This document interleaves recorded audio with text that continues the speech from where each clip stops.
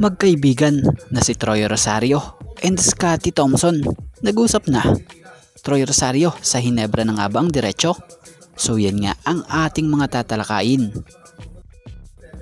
Speaking of Barangay Hinebra, since nang i-trade nga ng Hinebra ang legitimate center or big man nila na si Christian Stan Hardinger, naramdaman na ang kakulangan ng frontline nila pagdating sa ilalim.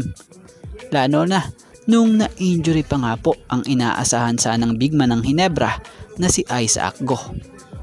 So hindi mapagkakaila na kailangan na talaga ng Hinebra ng big man ngayon na, dahil si Japet nga lang po ang talagang nagagamit ng mas mahabang minuto bilang big man ng Barangay Hinebra na ito. So isa nga sa ating tatalakayin ngayon ay ang possible na sa Hinebra si Troy or sa Hinebra ni Troy igagawad ang kanyang desisyon. So inuulit natin possible pa nga lang po. Pupwedeng oo, pupwedeng hindi. Pero about dito, may balita na nakakausap na nga raw po ngayon di umano ang nasabing kaibigan na nasa Hinebra mula nang tinanggihan ni Troy ang offer ng tropang Giga. So sa balita ngang nilabas ng kilalang sports writer dito sa Pilipinas at talaga namang legit na naglalabas ng totoong balita na si Sir Snow Badwa via Spin, ayon sa post na niya dito credit po. Hinebra na kaya si Troy Rosario? Gumalaw na kaya si Rapunzel?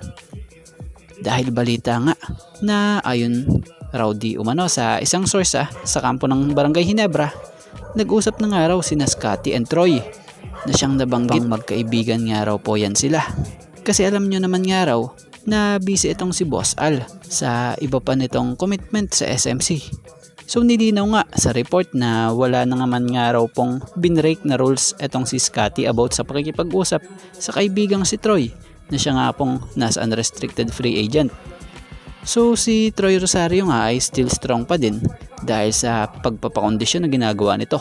Ito yung big man na may shooting at may matinding depensa.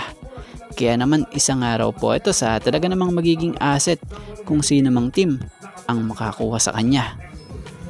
So ngayon, ano opinion nyo rito?